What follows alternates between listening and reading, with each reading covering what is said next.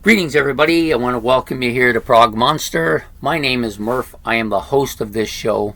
This is a show dedicated to progressive rock and other forms of rock music.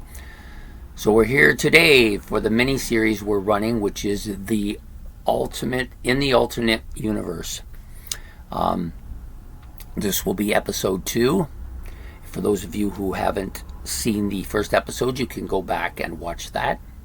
There'll be a link for it at the end of this video. So this episode 2, so for those of you who don't know what we're doing, I'm doing that kind of Marvel thing with the Watcher. Now, for those of you who don't know who the Watcher was, he was a cosmic being in the Marvel universe who would watch alternate universes to see what was happening. And he started to do this series called What If, in which something different happened that happened in the Marvel universe was changed in another universe. Things like, what if Spider-Man had joined the Fantastic Four? Something like that. So we're doing something similar to that. We are doing what if, or in this alternate universe, the band had a different vocalist. And in this case, the band we're going to be doing is Jethro Tull. This will be episode number 2. So Jethro Tull. And the vocalist for Jethro Tull in this episode is going to be David Gilmour. So that really changes it up a lot, I think. So you have, instead of having Ian Anderson in the lead vocals, acoustic guitar,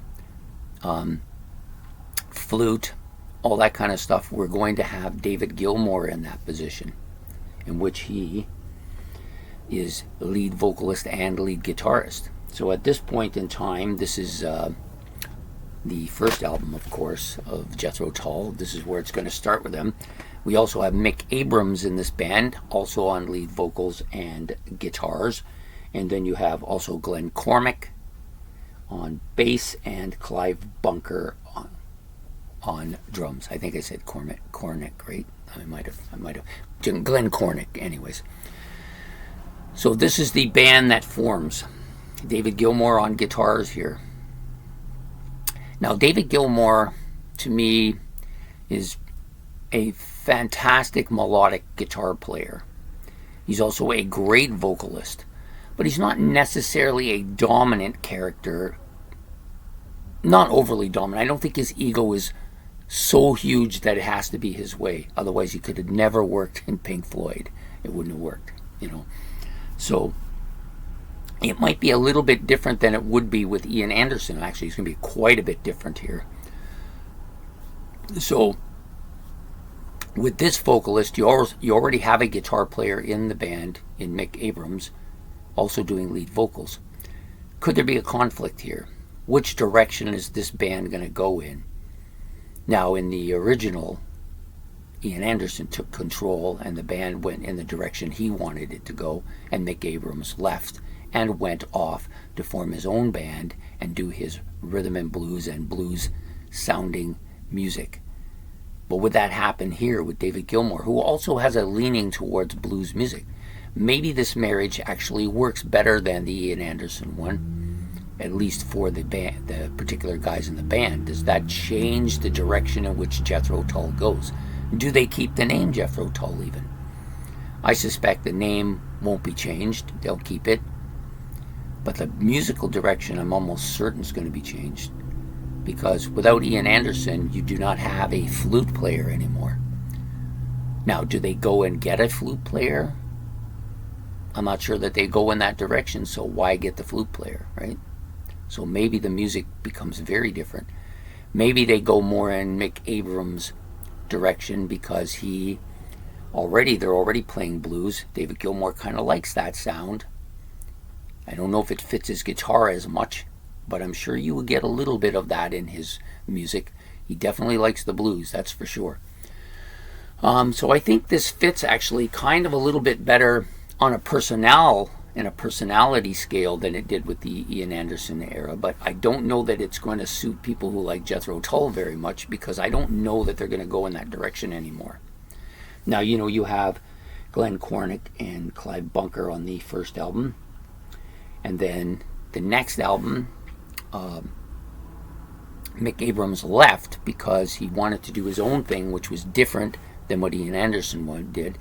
So Ian Anderson replaced him with Martin Barre, who's a fairly different guitar player and much greater one. But since you already have two great guitarists here, and they're going to work together producing more of a blues-flavored music, Mick Abrams probably is going to stay in this band. So Martin Barre does not join Jethro Tull. Does that make a huge difference? Absolutely. That's a killer difference. You have a guy who's not playing the flute either. So I think this band becomes more of a blues-based band. Do they succeed?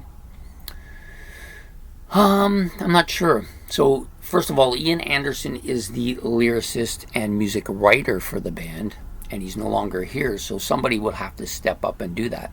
Could that be Mick Abrams? Would he step up? Maybe Mick Abrams steps up, writing more of the stuff, writing more of the music, and the lyrics aren't as complicated, so you're not going to get that proggy kind of sound that you get in some of the later Jethro Tull albums. You're also not going to get that master lyricist that you have in Ian Anderson. So maybe between Gilmour and Mick Abrams, they write more of a bluesy stuff together. They write more of the lyrics aren't as complicated. Maybe they're more straightforward and down-to-earth type lyrics. And maybe they work very well together, these two guys. What would this sound like? Well, I think it's going to sound somewhat like this album initially, but maybe not as proggy. And there definitely won't be any flute on here, so maybe it's just going to have the more rhythm and bluesy sound that some of these songs that him and Mick Abrams sung together. I'm just going to look here and see what I got to look at so I can draw from it.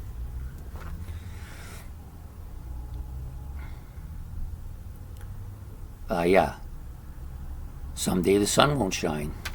My Sunday feeling. You know, you've got some really good, solid stuff here. Move On Alone, like from Abrams. You might get more of Beggar's Farm from Abrams, and Move On Alone from Abrams. You may get Cat Squirrel from Abrams. These songs, A Song for Jeffrey, which was written by Anderson, you might not get that because David Gilmour doesn't know Jeffrey Hammond. So Jeffrey Hammond's career is probably finished already before it gets started. This band may stay together a little bit longer.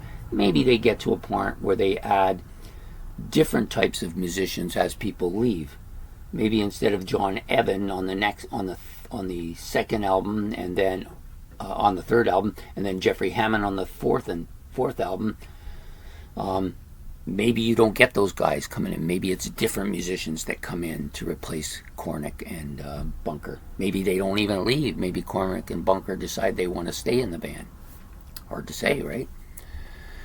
How long could this go on for? Well, technically speaking, if they're successful playing that bluesy kind of music, and David Gilmour has that really great sound on his guitar, Abrams is good too, very different but complementary at the same time, maybe they do better. But blues music, unless it's Led Zeppelin, doesn't really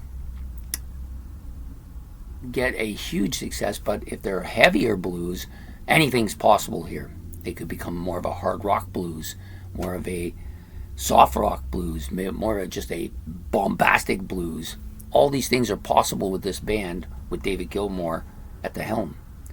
Would David Gilmour actually be at the helm, though? Maybe him and Abrams would share the thing, because I think Gilmour's okay with sharing this stuff as long as he's not being bossed or taken advantage of. I don't think he likes that, but always I find him to be kind of a reasonable guy. I don't know that they would be big, but I'm going to tell you, in my universe, which is this one, the two of them produce a really heavy kind of bluesy sound, and the albums do reasonably well, and they go on for a length of time together as Jethro Tull, who have completely different sound to their music and have a great 1970s. I don't think they get the kind of success that the Ian Anderson-led Jethro Tull had, but I think that they are definitely a force to contend with and ultimately stick together and do a good job. And I think this is a decent marriage although it's not one that I think Jethro Tull fans would like to have. So that's it for me. That's episode 2 of In the Alternate Universe, featuring Jethro Tull with David Gilmour.